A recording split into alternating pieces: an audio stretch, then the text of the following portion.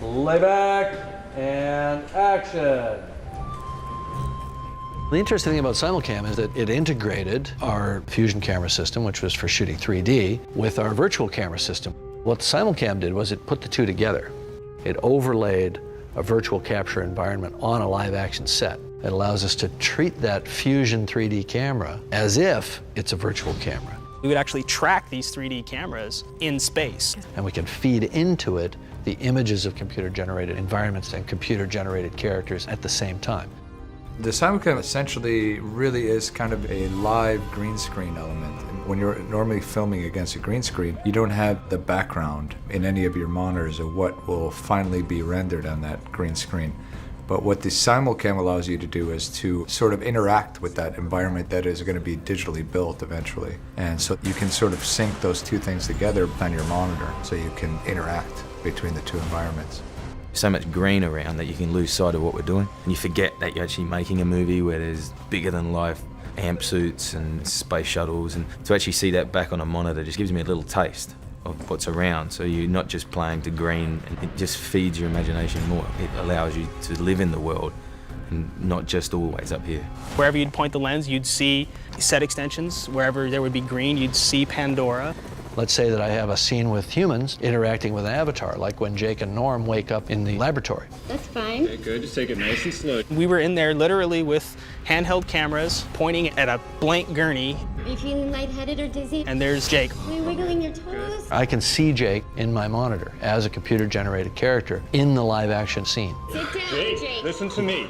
It completely changes how you film these CG plates. Part of filmmaking is the composition. If you're just composing to nothing, you don't know where you're landing. Here, you can see it. Eyes up. Check that overhead.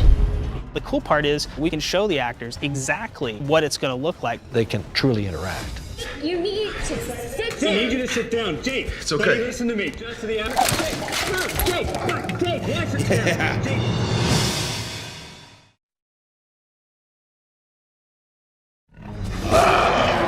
Thanator is the king hell predator of Pandora. I visualized it in the writing as a six-legged, armored, panther-like creature. You have like big teeth and this sort of muzzle that comes forward. And Jim had been very clear about certain aspect that he wanted, which is this fleshy kind of pads, right, that lie flat, except as a threat display, when it's about to attack, they flare out. Again, that all pretty much comes down to Jim and his sketches. You know? I think it went through some detailing passes, but pretty much that's his creature. One thing that he added to the design were these flaps on the sides of the mouth that sort of roll back as it's getting ready to bite your head off. Just brings you up another notch. What about this one? Run, don't run, what? Run! Definitely run! We were shooting these Thanator sequences, and we started with having Ruben, our stunt double for Sam, running from the Thanator and getting picked up by the Thanator and shaken like a rag doll and thrown on the ground. And I mean, these are just amazing stunts. I mean, just the energy, the force that was generated and that he was able to withstand. The way that Thanator flings him on the ground is pretty amazing. You know, the punishment that he took, you know, in the name of art. And then the Thanator was animated to match those movements, and then Weta sent that animation to us, and then I put the cameras on it.